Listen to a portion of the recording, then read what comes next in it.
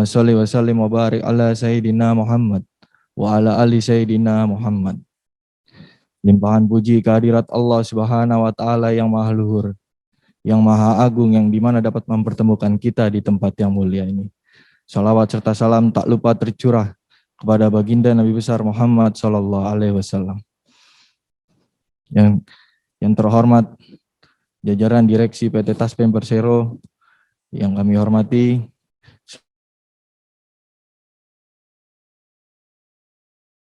pusat maupun di kantor cabang. Semoga Allah Subhanahu wa Ta'ala memberikan kesehatan dan keselamatan. Alhamdulillah, pada hari ini kita dipertemukan kembali untuk mengikuti kajian Ramadan 1442 Hijriah. Dan alhamdulillah pula, hari ini kajian Ramadan diisi oleh Direktur Investasi kita, Bapak Roni Anantio, yang alhamdulillah beliau sudah ada di tengah-tengah kita. MC menghimbau kepada seluruh jamaah, baik yang berada di kantor pusat maupun yang di kantor cabang, untuk tetap menjaga protokol kesehatan, tetap menjaga jarak, memakai masker, dan mencuci tangan. Untuk mempersingkat waktu, kepada Bapak Roni Anantio selaku Direktur Investasi, waktu dan tempat MC persilakan.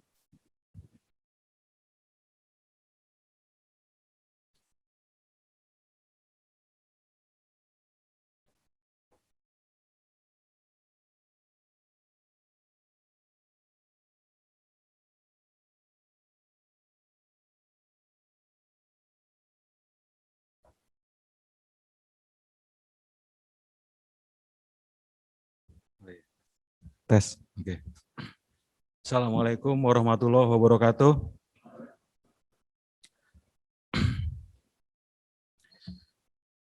Innal hamdulillahi nahmaduhu wa nasta'inuhu wa nastaghfiruh wa na'udzubillahi min syururi anfusina wa min sayyiati a'malina. May yahdihillahu fala mudhillalah wa man yudlilhu fala hadiyalah. Asyhadu an la ilaha illallah wahdahu la syarikalah wa asyhadu anna Muhammadan abduhu wa rasuluhu. Puji dan syukur kita haturkan kepada Allah Subhanahu wa Ta'ala, Zat yang maha hidup, maha jadi, maha kekal, maha esa, sifatnya ahad, tidak beranak dan tidak diperanakan.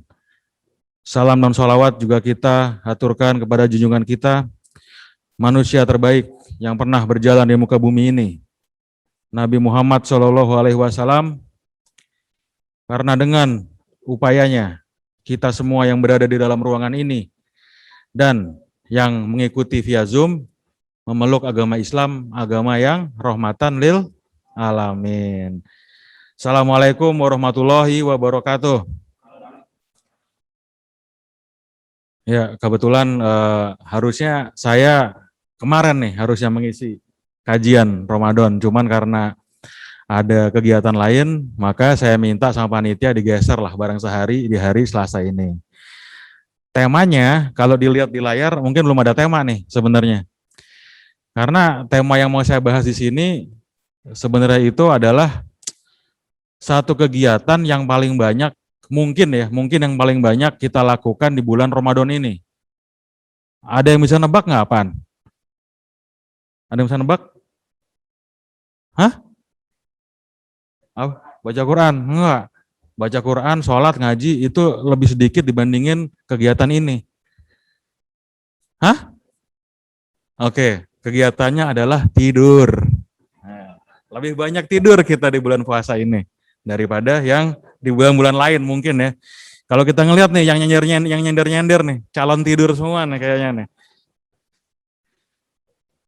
Nah, yang udah umur nggak apa-apa, yang masih muda jangan nyender. Ya, karena sebenarnya gini, ada salah satu hadis yang populer ya tiap bulan Ramadan, itu adalah tidurnya orang puasa adalah ibadah. Padahal hadisnya itu panjang, nggak cuma itu doang gitu loh. Jadi lengkapnya gini, tidurnya orang puasa itu adalah ibadah, diamnya adalah tasbih, amal ibadahnya dilipat gandakan, doanya dikabulkan dan dosanya diampuni. Ini dari riwayat Baihaqi. Gitu ya.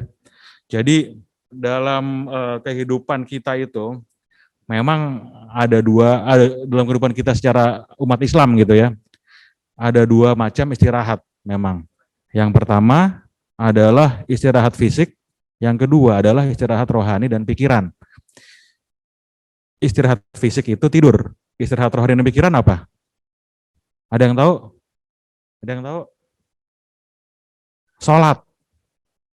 Istirahat rohani dan pikiran itu sholat gitu ya. Jadi pada zaman dahulu ketika Rasulullah SAW itu sedang galau, sedang capek pikiran segala macam, itu biasanya dia memanggil Bilal bin Rabah gitu ya.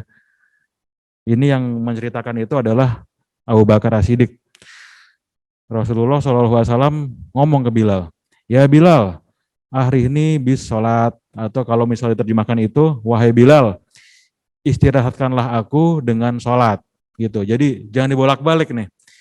Istirahat fisik itu tidur, istirahat rohani dan pikiran itu adalah sholat. Kalau orang sekarang kadang-kadang kebalikan.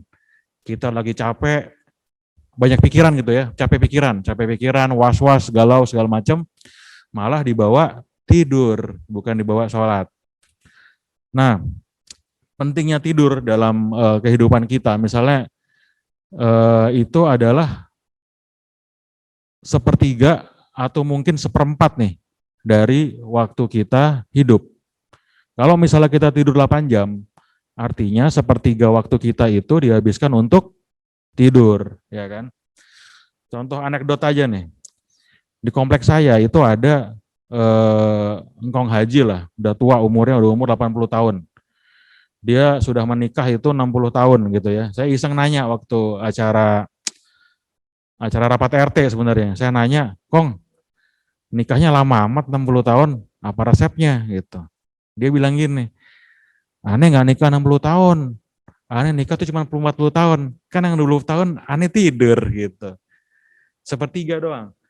Sepertiga yang membentuk waktu kita. Nah, tidur itu adalah persimpangan antara hidup dan mati. Ini diabadikan dalam Al-Quran surat Az-Zumar ayat 42. Mohon dibacakan yang bertugas membaca. Az-Zumar ayat 42.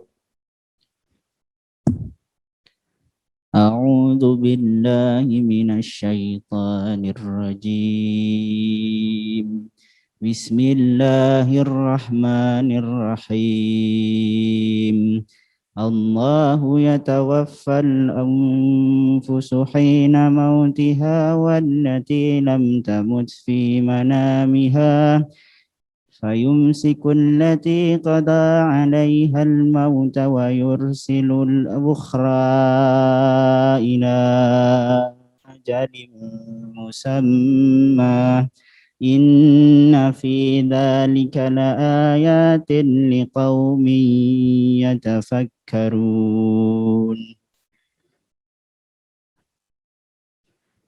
Allah memegang nyawa seseorang pada saat kematiannya dan nyawa seseorang yang belum mati ketika dia tidur. Maka dia tahan nyawa orang yang telah dia tetapkan kematiannya dan dia lepaskan nyawa yang lain sampai waktu yang ditentukan. Sungguh, pada yang demikian itu terdapat tanda-tanda kebesaran Allah bagi kaum yang berfikir. Oke. Ada juga disebutkan di dalam surat Al-An'am ayat 60 dan ayat 61. Langsung aja ya, saya baca aja langsung, artinya aja. Dan dialah yang menidurkan kamu di malam hari, dan dia mengetahui apa yang kamu kerjakan pada siang hari. Kemudian dia membangunkan kamu pada siang hari untuk disempurnakan umurmu yang telah ditentukan. Kemudian kepada Allah lah kamu kembali. Lalu dia memberitahukan kepadamu apa yang dahulu kamu kerjakan. Dan dialah yang mempunyai kekuasaan tertinggi di atas semua hambanya. Dan diutusnya kepadamu malaikat-malaikat penjaga, sehingga apabila datang kematian kepada salah seorang di antara kamu, ia diwafatkan oleh malaikat-malaikat kami, dan malaikat-malaikat kami itu tidak melalaikan kewajibannya. Jadi Bapak Ibu, insan taspen yang saya hormati dan saya muliakan, Di dalam 2 ayat di atas, Allah itu menyebut kata wafat 2 kali. Yang pertama tadi adalah kata yatawafakum, yang diartikan itu sebagai kata menidurkan. Juga ada artinya itu tawafatu, yang artinya itu diwafatkan. Jadi dari 2 surat ini ada 2 macam wafat nih. Wafat sementara dan wafat selamanya. Gitu. Jadi di saat kita tidur, sebenarnya nyawa kita itu dipegang. Belum tentu dibalikin, gitu loh. Belum tentu dibalikin. Makanya zaman dulu suka ada pamali-pamalian gitu ya, kalau kita lagi tidur, nggak boleh muka kita dicoret-coret, gitu kan. Kenapa coba? Karena nanti malaikatnya nggak mengenali mukanya, nyawanya nggak dibalikin. Ya nggak gitu juga sih. Nggak gitu juga. Cuman benar, di saat kita tidur, itu artinya nyawa kita itu ada di tangan malaikat nih. Belum tentu kita akan dibalikin lagi. Makanya kalau kita dulu waktu kecil, doa sebelum tidur kan artinya gitu kan. Bismika Allahumma ahya wa bismika amut. Ya Allah, lindungilah aku di saat aku hidup dan aku mati. Karena tidur itu adalah in between. In between. Makanya kalau misalnya orang-orang yang kena serang santet, teluh segala macam, itu rata-rata pada saat kita tidur, gitu kan. Nah, jadi semakin banyak kita tidur, artinya makin banyak kita mengingat mati, gitu. Karena belum tentu nyawa kita dibalikin. Dan makanya Bapak Ibu, saya tekankan di sini untuk saya sendiri dan juga untuk kita semua gitu ya. Jangan menunda-nunda kebaikan demi cuma sebatas tidur doang. Gitu. Ada temen nih, nggak usah sebut namanya. Saya nanya sama dia, nggak isya dulu loh gitu. Ntar lah, gue tidur dulu, subuh 4:30, gue bangun jam 4 bisa isya gitu kan. Dalam hati saya pengen bilang, iya kalau lo bangun gitu kan. Karena gini, yang sekarang ada di alam kubur itu ya Bapak Ibu ya, mereka itu berandai-andai. Andai saya bisa datang lagi ke dunia ini untuk melaksanakan sholat bareng 1 rakaat gitu. Dan itulah hakikatnya tidur itu sebagai pengingat mati. Jadi kalau kita di bulan puasa ini banyak tidur, artinya kita dikasih privilege untuk banyak-banyak mengingat kematian. Gitu loh. Karena kesitulah kita semua akan kembali gitu ya. Nah lalu ada lagi nih pengingat kematian yang lain. Ini dilakukan oleh salah satu pahlawan nasional kita nih, Sultan Agung dari Mataram gitu ya. Dia tuh sampai bikin makanan yang bisa mengingatkan kita sama namanya kematian. Makanannya itu adalah nasi wudu. Nah, nasi wudu namanya. Nasi wudu itu nasi yang nasi yang dicampur santan gitu, campur santan. Asalnya tuh dari nasi Arab lah, nasi mandi, nasi basmati, kalau di sana pakai minyak samin. Sama Sultan Agung resepnya itu pakai nasi pakai santan gitu ya. Lauknya itu adalah ayam goreng yang diikat pakai daun kelapa. Kalau bentuknya itu kayak orang lagi sujud gitu ya. Nah, namanya itu adalah ayam ingkung. Nama lengkapnya itu adalah ingkung eling nyekungkung. Artinya nyekungkung itu bahasa Jawanya itu bersujud. Eling itu adalah ingat sama yang namanya maut. Nah. Gitu. Jadi bisa aja kita sekarang sujud, besoknya kita menghadapi zikrul maut gitu ya. Nah, sedangkan sebagai pelengkapnya itu adalah sambal yang dibuat pakai kacang kedelai. Kacang kedelai yang digoreng, kasih bawang putih, bawang merah, cabai hijau, garam dikit, diulek. Sambelnya dinamain itu oleh Sultan Agung adalah sambal gepleng atau disingkat itu sregep geleng-geleng gitu. La ilaha illallah gitu ya. Nah, ceritanya gini, tahun 1629, 1630 itu kerajaan Mataram kan nyerang Batavia nih. Nah, base campnya tentara-tentara Mataram itu ada di daerah antara Palmeriam sama Berlan. Yang sekarang itu namanya daerah, ada yang bisa nebak nggak? Matraman, gitu. daerah Matraman gitu ya. Nah terus ceritanya gini, ini ada dari tidur agak bergeser dikit nih. Pas lagi mereka tentara Mataram itu makan nasi wudu tadi, ada penduduk lokal daerah situ. Kampung sebelah lah, penduduk lokal kampung sebelah, orang Betawi datang ke situ ya. Datang ke situ terus mungkin ngobrol nih sama tentara Mataram. Saya dialog imajiner aja nih. Bang, makan apaan tuh bang? Enak banget gitu kan. Oh ini nasi wudu nih. Apaan tuh? Nasi pakai santan, pakai ayam goreng, pakai bumbu kacang kedelai, pakai cabai, pakai garam diulek. Kamu mau gitu? Mau bang, kan gratis gitu ya. Dimakanlah sama si orang Betawi ini. Dibawa pulang nih, dibawa pulang ke kampungnya dia. Besoknya dia pengen makan yang sama. Nanya sama temennya, kemarin yang kita makan sama tentara Mataram itu enak juga ya. Kita bikin sendiri yuk gitu. Bikin sendiri akhirnya. Nasi pakai santan, terus ayam goreng dimasak. Gua ada tempe tahu juga nih. Goreng juga deh, masukin tempe tahu, semur jengkol gitu ya.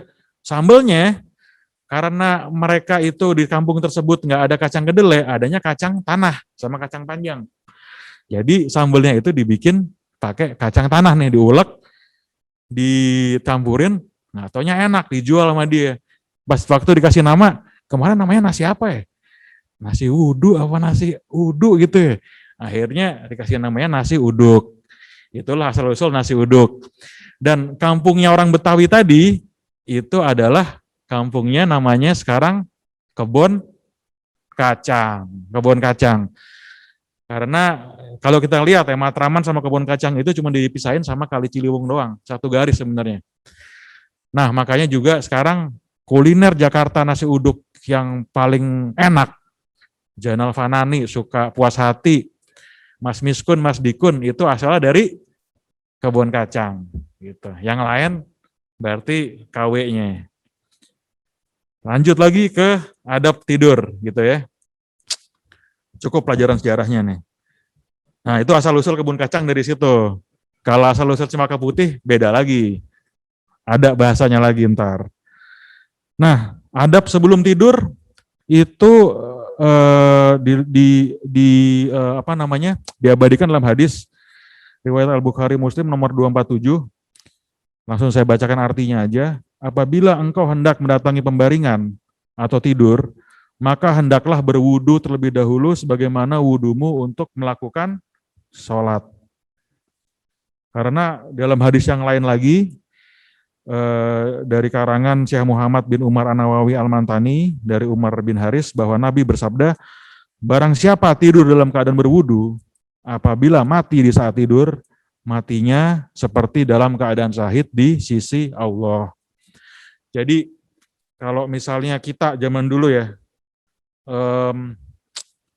waktu masih kecil, bapak ibu kita sebelum kita tidur, itu pasti nyuruhnya apa? Cuci tangan, cuci kaki kan? Bener kan? Wuduin sekalian bapak ibu. Gitu. Ini bahkan juga salah satu kearifan lokal di zaman dulu itu, di kampung-kampung gitu ya. Itu pasti di dalam di halaman rumah sebelum kita masuk ada satu gentong nih, satu gentong untuk kita cuci kaki, cuci tangan. Begitu juga sebaliknya di rumah belakang, zaman dulu itu kakus itu adanya di luar rumah, terpisah dari bangunan kan. Setelah kita istinja, kita cuci kaki, cuci tangan, wudhu, baru masuk ke dalam rumah. Karena gunanya banyak. Zaman dulu itu rata-rata orang bertani kan, orang bertani, bekerja di ladang, istirahat, tidur di bawah pohon. Tidur di bawah pohon, kadang-kadang di bawah pohon itu ada yang nunggu, makhluk astral. Kalau kita cuci tangan, cuci kaki, wudhu, bismillahirrahmanirrahim, yang makhluk astral itu biasanya nggak ngikut ke dalam rumah. Jadi kearifan lokal itu ada bagusnya juga. Jadi yang pertama, adab kita sebelum tidur itu adalah wudhu, sebagaimana kita hendak melakukan sholat. Gitu ya. Lalu yang kedua itu adalah posisi tidur. Posisi tidur itu sesungguhnya posisi tidur yang tidak disukai Allah Azza wa Jalla itu adalah tidur yang tengkurap. Gitu. Jadi kita biasanya itu hendaklah melakukan tidur itu bertumpu di sebelah kanan, atau jantung kita itu di sebelah kiri itu berada di atas gitu ya. Nah, jadi ada juga hadisnya di hadis riwayat Al-Bukhari dan Muslim juga, Rasulullah Shallallahu Alaihi Wasallam bersabda, berbalinglah di atas rusuk sebelah kananmu, gitu. Jadi tidur kalau kita mulai tidur itu memang yang bagus itu memberikan ruang jantung kita itu di atas, atau kita bertumbuh di sebelah kanan, gitu ya. Lalu berikutnya, ini yang kadang-kadang kita lupa nih, kita sering banget lupa kalau wudhu ngadep kanan waktu tidur awal, itu udah sering dilakukan. Nah, yang ketiga ini adalah hadis, yaitu adalah membersihkan tempat tidur sebelum kita tidur. Karena hadisnya seperti ini. Rasulullah SAW bersabda, jika salah seorang di antara kalian akan tidur, hendaklah mengambil potongan kain dan mengibaskan tempat tidurnya dengan kain tersebut sambil mengucapkan Bismillahirrahmanirrahim 3 kali. Karena ia tidak tahu apa yang terjadi sepeninggalnya tadi. Maksudnya apa? Maksudnya gini, kalau kita meninggalkan tempat tidur kita kosong beberapa jam, itu kadang-kadang ada makhluk lain yang numpang tidur di situ, gitu loh. Jinnya itu bangsa jin biasanya. Bangsa jin itu namanya jin korin, gitu ya. Jin korin itu dapat masuk ke ke tubuh kita melalui lubang-lubang nih, kuping, mulut, lubang kemaluan kalau istinjanya nggak bersih, gitu. Dan kadang-kadang juga ada jin zabar atau zabur juga tuh. Itu biasanya yang menyebabkan kita tuh rasanya galau, was-was. Bahkan pas kita sholat, sering nggak kita sholat sendirian, terus lupa nih, udah rokat keberapa sih? Itu kerjanya zabur. Masuknya dari lubang-lubang di tubuh kita. Makanya juga kearifan lokal juga ya, zaman dulu itu selalu ada sapu lidi kan. Sapu lidi di samping tempat tidur. Sebelum kita tidur, bersihin dulu nih, digeprek dulu 3 kali. Sambil bilang bismillah. Karena kita nggak bakal tahu Pak, yang ada di situ tuh siapa. Gitu loh. Karena kadang ada jinnya, ada anakannya gitu ya. Karena ya itu tadi, jangankan rumah kosong lama, tempat tidur ditinggal 12 jam aja, itu ada yang mampir gitu loh. Dan itu kita wajib mengimaninya gitu ya, karena memang kita nggak sendirian ada di dunia ini. Sebelum kita tidur, masih berhubungan sama makhluk lain tadi yang suka iseng tidur di tempat tidur kita juga dianjurkan untuk membaca 3 surat ruqyah. 3 surat ruqyah mandiri. Ada yang tahu surat ruqyah mandiri apa aja? Ya, 3 surat yang awalnya kul. Yang pertama itu kul auzu birabbin nas, ya kan? Kemudian kul auzu birabbil falak, lalu kul hu. Lalu dianjurkan lagi untuk membaca surat Al-Kafirun, karena ada riwayat Abu Dawud mengatakan bahwa membaca surat Al-Kafirun dapat membebaskan diri dari kesyirikan. Lalu kita tambahin deh sama ayat kursi. Baca ayat kursi gitu ya. Karena untuk hamba-hamba Allah yang membaca ayat kursi itu ditugaskan 2 orang malaikat mendampingi di kanan dan di kiri sampai dengan waktu subuh tiba. Jadi yang namanya teluh, sihir yang dihempaskan melalui buhul-buhul, yang diantar pakai jin, itu kalau kita baca 3 surat kul tersebut, baca kafirun, baca ayat kursi, insya Allah kita dijaga sampai dengan waktu fajar tiba, gitu ya. Nah, lalu juga waktu tidur yang dianjurkan. Yang pertama, itu yang jarang orang praktekkan sekarang, yaitu waktunya waktu qailullah, gitu ya. Waktu qailullah sendiri itu ada selisih ulama antara yang mengatakan itu sebelum zuhur, ada yang mengatakan setelah zuhur. Kalau buat saya sama aja, yang penting tidur siang lah kamu. Karena dalam surat Al-Furqan ayat 24, penghuni-penghuni surga penghuni surga pada hari itu paling baik tempat tinggalnya dan paling indah tempat koilulohnya. Dan disebutkan juga dalam hadis anjuran untuk tidur siang gitu ya. Koilulohlah, karena sesungguhnya setan itu tidak pernah tidur siang gitu loh. Tidur siang cukup 5 menit, 10 menit, nggak usah lama-lama, yang penting ada waktu kita untuk tidur gitu ya. Makanya saya anjurkan kepada Bapak Ibu, habis ini kalau misalnya nggak ada kerjaan, boleh tidur dulu 10 menit, jangan sekarang tidurnya. Dan di waktu-waktu selain bulan puasa juga sama nih, kan kita mengenal adanya isoma kan, istirahat, sholat, makan. Kurang tepat kalau saya bilang. Masa kita tidur dulu masih pusing gitu ya, sholat baru makan. Yang benar itu maksiat Pak. Makan, sholat, istirahat. Gitu. Jadi makan dulu, selesai makan, nggak usah berlebihan, sholat, habis sholat baru tidur. Efek karbohidrat yang kita makan itu baru kerasa habis sholat. Enak tidurnya. 5-10 menit bangun tidur, ngopi, baru kerja lagi. Jadi jangan isoma ya, tapi maksiat.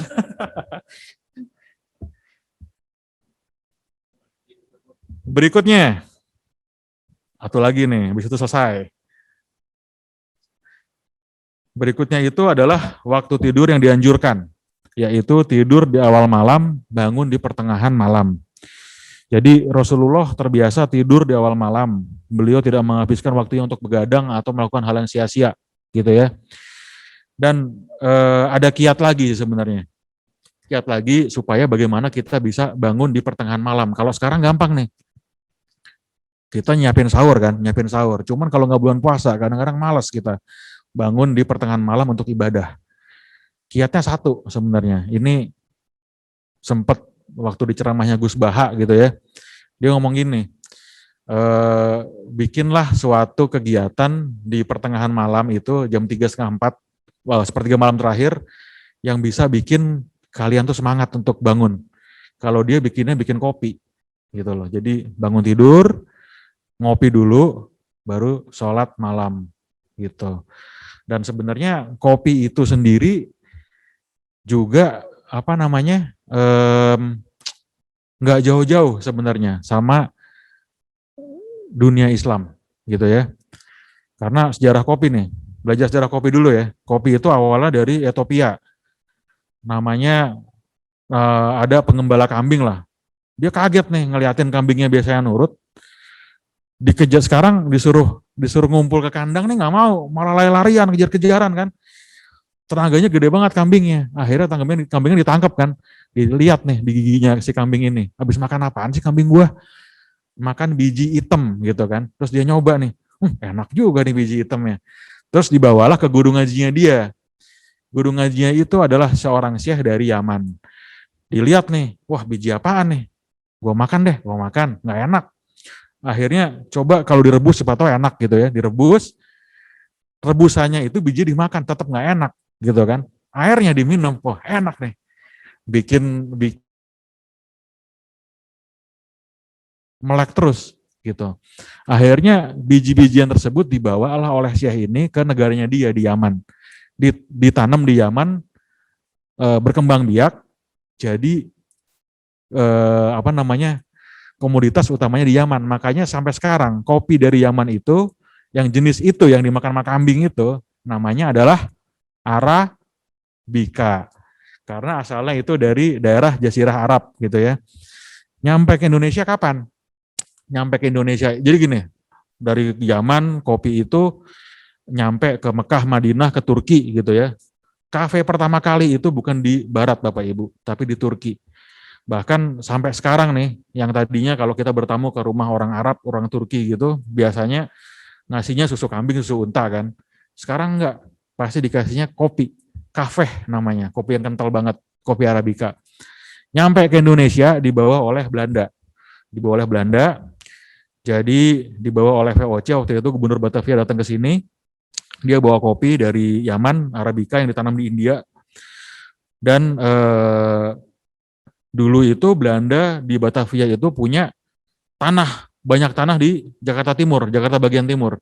Karena zaman dulu itu Batavia itu batasnya itu cuman sampai Jalan Veteran. Menteng itu sudah rumah peristirahatan. Selebihnya ke sini nih, ini hutan gitu ya. Cempaka Putih juga sama hutan. Rawasari, Rawamangun itu rawa-rawa. Bahkan di musim kemarau pun itu airnya berawa-rawa, berair terus. Makanya sampai sekarang dikasih nama rawa-rawa-rawa-rawa gitu ya. Nah, kembali ke kopi nih. Sama Belanda, kopi itu ditanam di daerah Jakarta Timur. Gitu. Pertamanya bawa Arabica. Bawa Arabica sempat berbuah, lebih wangi, lebih fruity, lebih earthy ininya, baunya, diekspor ke Amerika laku, tapi ada hama nih. Ada hama sama Belanda itu diganti kopi namanya Liberica. Sama, nggak tahan hama juga. Kemudian yang ketiga nih, kopi Robusta. Arabica, Liberica ditanamnya di dataran tinggi gitu ya, di Gayo, di Garut, Puncak segala macam lah, dataran tinggi pokoknya. Nah, Robusta itu bisa hidup di Betawi ini, ditanamnya di Jakarta Timur. Gitu. Kebun-kebun kopi Belanda itu banyak banget di Jakarta Timur waktu itu, dan sampai sekarang daerah tersebut masih ada kopi-kopinya. Ada yang tahu nggak daerahnya apa namanya? Pondok Kopi, betul. Pekerjanya itu dibawa dari Jakarta Timur juga. Ada orang Melayu, orang Ambon, orang dari Melaka gitu ya. Makanya namanya Kampung Melayu, Kampung Ambon, Malaka Jaya, Malaka Sari, dan lain sebagainya. Ada durian sawit. Durian sawit dari mana asalnya? Emang ada durian sawit di daerah situ? Nggak ada. Durian sawit itu nama desa di daerah Pati, kampungnya Pak Jufri nih. Bedol desa jadi pekerja di kebun kopinya Belanda, makanya desanya kalau orang bedol desa itu desanya hilang kan, pindah ke durian sawit. Belanda juga menyewa karyawan-karyawan VOC itu dibayarnya pakai tanah sebidang-sebidang. Tanah sebidang-sebidang itu bahasa Belandanya namanya Klenderland. Klenderland sampai sekarang jadi daerah Klender. Tuh sejarahnya. Kalau Cempaka Putih gimana? Cempaka Putih bukan dari Belanda namanya, ini nama orang Betawi di sini. Dulu banyak pohon cempaka. Kalau Jakarta Pusat itu kebanyakan dari nama-nama tanaman. Cempaka Putih, pohon gambir, buah johar, dan lain sebagainya gitu ya. Nah, balik lagi ke ke adab tidur. Tadi waktu sudah, koilullah sudah. Lalu bacaan tidur juga sudah. Lalu jangan lupa waktu kita bangun dari tidur dianjurkan untuk membaca doa juga, yaitu doanya bunyinya adalah ngucap syukur karena nyawa kita akhirnya dibalikin lagi nih, nggak jadi diambil. Jadi doanya kita mungkin sudah tahu semua gitu ya. Alhamdulillahilazi ahyana ba'dama amatana wa ilaihin nusyur. Segala puji bagi Allah yang telah menghidupkan kami dan mematikan kami. Dan kepadanya lah seluruh makhluk akan dibangkitkan. Saya cukupkan kajian di waktu zuhur ini. Mudah-mudahan bermanfaat. Kalau ada pertanyaan silahkan. Kayaknya ada kuis duluan gitu ya. Jadi kalau ada kata-kata yang salah, mohon dimaafkan karena itu datangnya dari saya sendiri. Kalau ada kata-kata yang benar dan bermanfaat, itu semata-mata datangnya dari Allah Subhanahu wa Ta'ala. Allahumma sholli ala Muhammad wa ala alihi wa ashabihi ajmain. Alhamdulillahirabbil alamin. Rabbana atina fid dunya hasanah wa fil akhirati hasanah wa qina azabannar. Walhamdulillahirabbil alamin. Wassalamualaikum warahmatullahi wabarakatuh.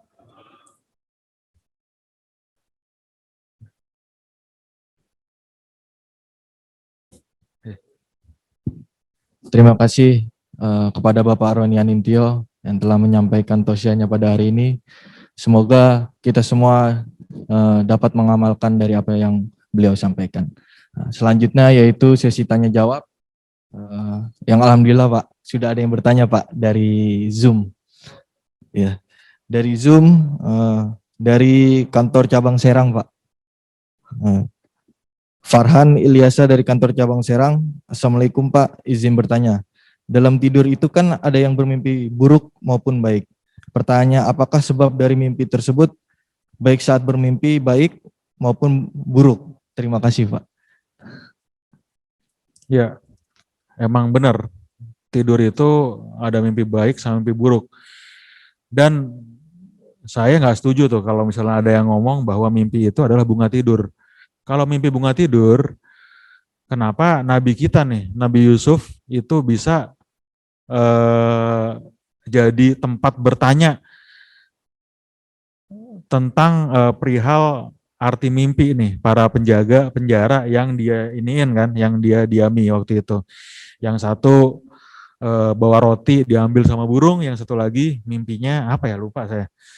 Nah, begitu juga mimpi Nabi Yusuf, mimpi Firaun yang 7 sapi gemuk, 7 sapi kurus yang diterjemahkan oleh Nabi Yusuf. Jadi mimpi itu mimpi baik maupun mimpi buruk itu asalnya dari Allah, dan mimpi buruk itu juga ada asalnya dari makhluk selain kita gitu ya, bisa juga harapan. Tapi pernah saya baca juga mimpi yang benar-benar ada artinya itu adalah mimpi yang terjadi sebelum sepertiga malam terakhir. Jadi kalau misalnya kita hitung mundur ya, jam 1 sampai jam 3 itu adalah mimpi yang benar-benar ada artinya. Karena kalau misalnya kita tidur jam 10 malam, jam 1 sampai jam 3 itu adalah saat kita itu, fase tidur kita itu mengalami REM, Rapid Eye Movement. Jadi itu saat kita benar-benar deep sleep gitu ya.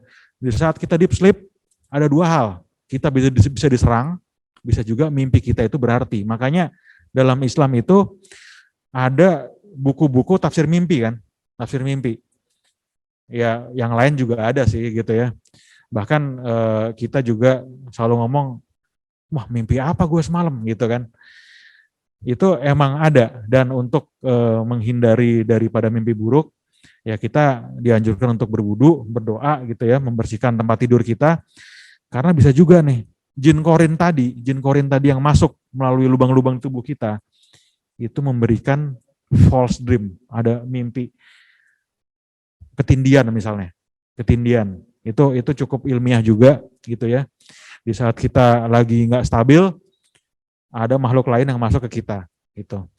Dan kalau kita mimpi buruk, dianjurkan juga untuk kita ngadep kiri, buang ludah 3 kali, baca bismillah, wudu, sholat malam, sholat tahajud bila mengalami mimpi buruk gitu ya. Itu jawabannya, mudah-mudahan menjawab.